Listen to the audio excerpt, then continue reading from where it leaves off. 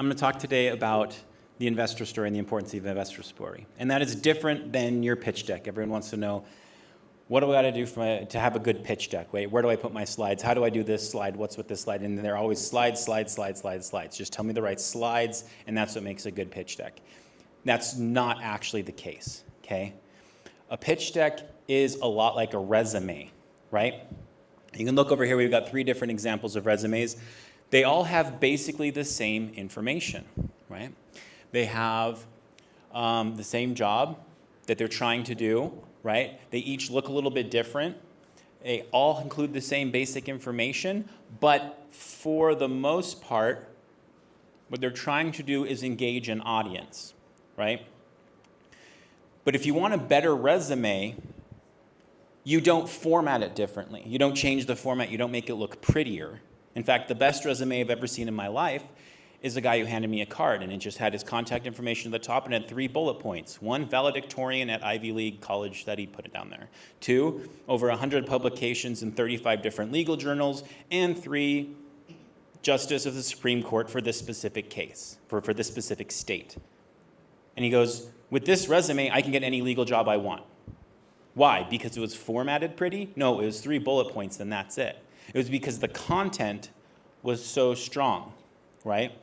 And that's what the investor story is when it comes to your pitch deck. When it comes to what your slides are and how you structure your slides, that is the format of your resume, but not actually what makes it a good pitch. What makes it a good pitch is the story. And that's what I'm going to go through today. And this is going to be part of, we're doing a webinar on Tuesday where I'm going to go through all this stuff in more depth and also go into the actual elements of the pitch deck, spend a lot of time on the formatting part of it as well. But for today, I'm just going to cover the first half of that, okay? So now I'm going to tell you 2 stories. Actually, it's the same story that I'm going to tell you 2 different ways, okay? Once upon a time, there was a nosy girl with poor boundaries who was lost in the forest, and she happens into a cottage. And she finds 3 bowls of porridge. 1 is too sweet, 1 is too salty, and 1 is just right, so she eats it. Then, because she wants to relax, she moves on to the living room, where she finds 3 chairs. 1 is too hard, 1 is too soft, and 1 is just right, so she sits in it and relaxes. Then, because she's sleepy, she goes upstairs into one of the bedrooms, and she finds 3 beds. 1 is too warm, 1 is too cold, and 1 is just right, so she falls asleep. Okay? Now I'm going to tell the same story again, but with a slightly different context. Okay? Once upon a time, there was a little girl with poor boundary issues who was lost in the forest. She wanders into a cottage, and she finds a bowl of porridge that is too sweet, a chair that is too hard, and a bed that is too warm.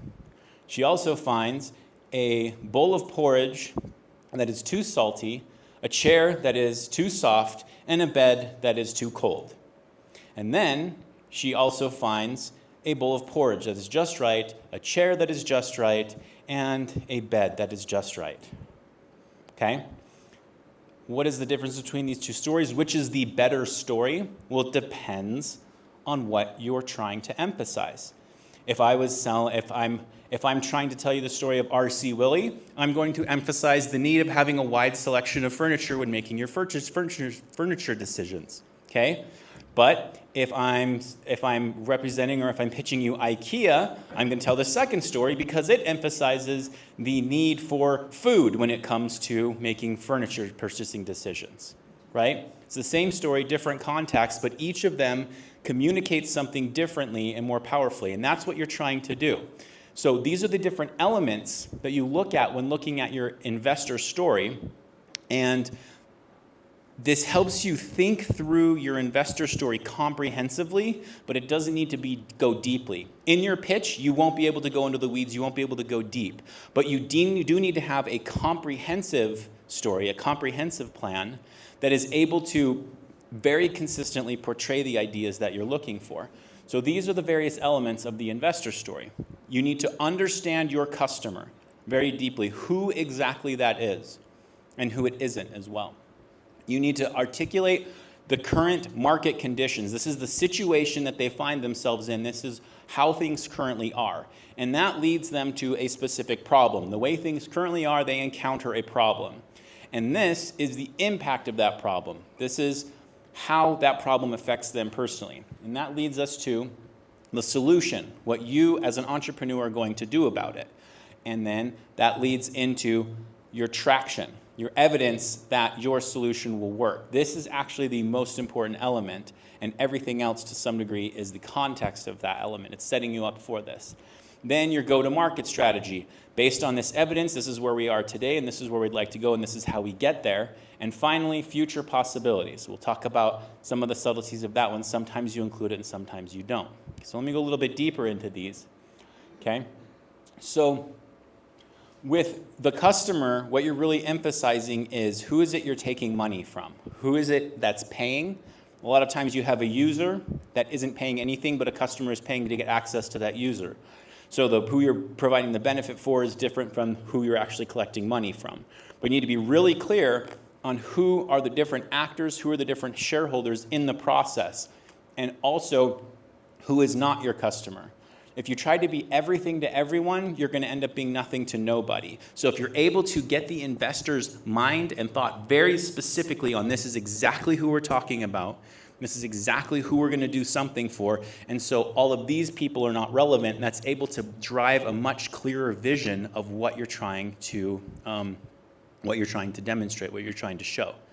Okay? So then we've got our current situation. How do things currently work for that customer now? We're talking a lot about, I've seen so many pitch decks where the assumption is our customers are just dumb and that's why they do things in this dumb way. And investors don't really fall for that. People are rational. So unless you understand why the current situation that's causing the current problem is the best possible situation for this rational market, you don't understand the problem well enough, and that's going to shine through in your story. So make sure when looking at this, you comprehensively understand why what your customers are currently doing is the best case scenario for them.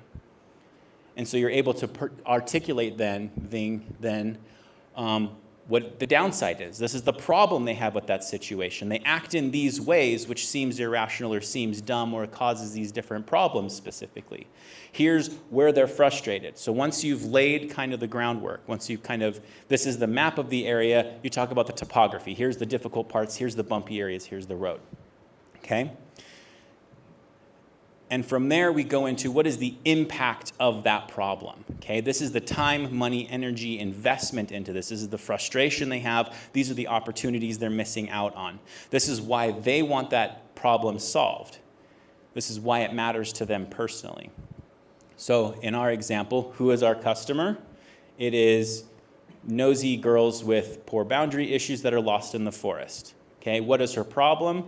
She is hungry. She is tired, and she is sleepy. So what do we do about this? That goes into the solution. We have these things that we then offer her. Okay? The solution, the biggest mistake I see in pitch decks is founders focus on their solution. And they have lots and lots and lots of slides about all the different aspects of all the different features, but what the investor is actually looking at is what is the opportunity here. And to a large extent, they don't care what your solution is, because if that solution fails, you can jump to a different solution. What they care about is what is the market opportunity there. So you notice in the investor story, we've got 4 different elements that's talking about the customer and their problem, and 1 single element that's talking about the solution. We need to be clear on this. We need to know exactly what is the job to be done that the customer is looking for that your solution addresses. We need to know exactly what the value proposition is of your customer and what your product is intending to deliver. But we don't really need to go into the weeds about all these different things that you're doing. Okay? We're trying to transmit the way that we're engaging our engaging our investor that we're presenting to is by showing them and articulating the opportunity that's available here, not the product that you're representing. So the solution is the least important part of the story. Articulating the problem, articulating what you know about your customer and how is way more important than that. So This is one that's key that a lot of people forget as well. I've seen so many investors see so many pitches, and at the end they go, okay, are there any questions? And an investor raises their hand and goes, how do you make money? What are you charging for exactly? Yes, we see the problem. Yes, we see how you're going to solve it. But do you have any idea how you're going to get me a return on the investment I'm going to make? Right? So talking about what exactly is your business model, who pays, when they pay, how does that structure work, breaking that down. Again, it needs to be comprehensive, but it doesn't need to be deep. You don't need to go into all the different billing cycle aspects of what you're doing, but you do need to know, here's the customer that's paying this much, this frequently for this specific service at this time and place. Okay? Next thing we go into is the traction. And like I said before, this is the single most important part of your deck. In fact, if you don't have good traction, there really isn't any point in making a pitch deck whatsoever. The rest of the sections of the story and all of the slides, the entire rest of the format of the pitch deck is to point to the traction, because this is the evidence that everything else you're saying is true. And if you don't have that evidence, you don't have much of an opportunity to pitch to an investor. Okay? So there's lots of different types of traction, lots of different things you can do to demonstrate, but essentially the core element is, what can you show that when you do something, your market responds to it? Your market cares about the stuff that you do. What evidence do you have of that? And the rest of the story you're structuring around that data point to show that you fully understand what's going on here and that you have actually a really great opportunity for this. Okay? So the go-to-market strategy is essentially, well, based on this traction, based on this evidence we have, here's where we're at and here's where we think we can go. Go-to-market strategy is, how do we actually get there? What's our beachhead? What's our initial customers? What's our game plan for this? And you want to be able to articulate that. Again, it needs to be very clear. It needs to be very specific, comprehensive, not necessarily deep. You don't have to go into all of the weeds of everything, but it needs to match the rest of the opportunity that you have there and the rest of the story that you're putting together. So future possibilities. This one becomes really tricky, because if it adds to your story and makes your story more powerful, you want to include it. But if it's a distraction, you don't want to include it. Okay, let's go back to Goldilocks. What did I want you to focus on? I wanted you to focus on the products and services we have available to our specific customer. What I didn't want you to focus on is what happens when the bears come back home. So I didn't tell you the end of the story. It's not relevant. Okay? And that's what happens with future possibilities, is that they become all these shiny objects, and investors see, oh, this founder is completely distracted by all these possibilities. That makes it a big liability. They're going to run off chasing all of these things instead of actually being something to someone, to this opportunity they've identified. Then again, in other cases, the future possibilities are really important, because sometimes they're what demonstrates the outsized returns. So you say, here's our go-to-market strategy, and once we get to this point, we then are able to cross-sell this and upsell this, and this data is now valuable to these people, and these partnerships become available. Here's all the future possibilities that then produce outsized returns. So that is a very key, critical component of, here's our market, here's the specific situation, here's how we're going to see success here. That's going to give us normal returns, but then these future possibilities give us outsized returns. So in that case, the future possibilities are critical. But in a lot of cases, you don't want to emphasize what the future possibilities are. Just stick to what you can do specifically that your evidence supports. Okay? Is there any questions on any of these things that I presented? Any thoughts that came to mind on it? Again, the main emphasis is focus on your story, not on your format. Focus on your content, not on the structure of the content. Brittany?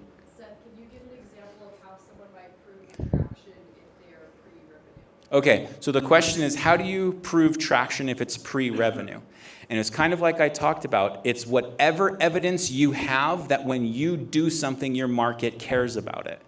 So for instance, we had one company that was pre-product. They didn't have a product, let alone being pre-revenue. And we're looking at them saying, this is a really great idea. What evidence do you have that anybody is interested in this at all? And they go, oh, well, we set up this Facebook page that basically talks about what we want to do, and we have 200,000 followers, and we set up this page 2 months ago. Wait, what? Yeah, we started talking about how this is what we want to do, and we now have 200,000 people who are talking about how interested they are in buying this from us. They had zero product, but they were able to show that when they did something, the market cared.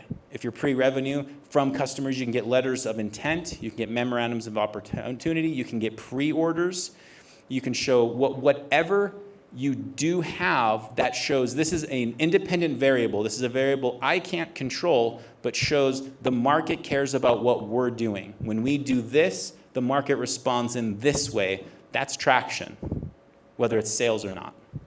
Any other questions? I'm a serial entrepreneur, but I'm just astounded how few entrepreneurs can answer the following simple, fundamental questions. Who pays? Why will they pay? How long will they pay? How much will they pay? How frequently will they pay? They can't answer those questions. It's just for naught. It's all for naught. Yeah.